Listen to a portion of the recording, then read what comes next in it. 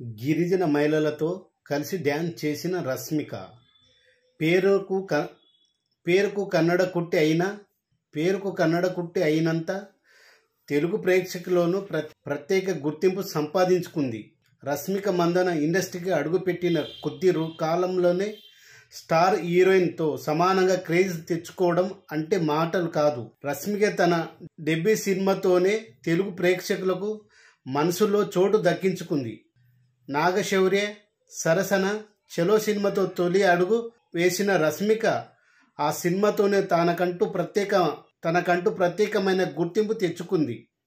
ఆ వెంటనే గీత గోవిందంతో స్టార్ స్టేటస్ను సొంతం చేసుకుంది.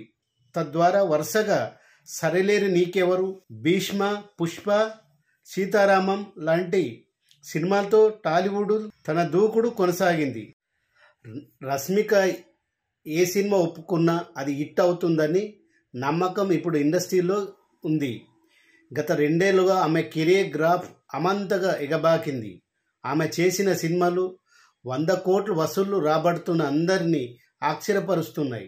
యానిమల్, పుష్ప 2, చావా వంటి భారీ ప్రాజెక్టులతో పాన్ ఇండియా రేంజ్లో దూసుకు వెళ్తుంది. తాజాగా రష్మిక మరో పవర్ఫుల్ ప్రాజెక్టును ఒప్పుకుంది. మైసా అనే సినిమాని ఓకే చేయగా ఈ చిత్రం లేడీ ఓరియంట్ పాన్ ఇండియా మూవీగా రూపొందుతుంది. 5 భాషల్లో విడుదల కానున్న ఈ సినిమాలో రష్మిక ఓ యోధురాలు పాత్రలో కనిపించబోతున్నట్టు తెలుస్తుంది. ఆమె పాత్ర చాలా శక్తివంతమై ఉండబోతుందని టాక్ సినీ వర్గాల్లో వినిపిస్తుంది.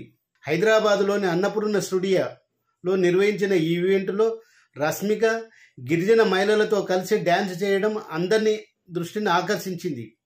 దీనికి సంబంధించిన వీడియో నెట్టింట సందడి చేస్తుంది. ఇప్పటికే రష్మిక తెలుగులో గర్ల్ ఫ్రెండ్, హిందీలో తామ్ వంటి సినిమాలు నటిస్తున్న సంగతి తెలిసిందే. ఇప్పుడు మైసా కూడా లైన్లో రావడంతో ఆమె కెరీర్లో మరో కీలక మలుపు తిరిగే అవకాశం ఉన్నాయని అంటున్నారు.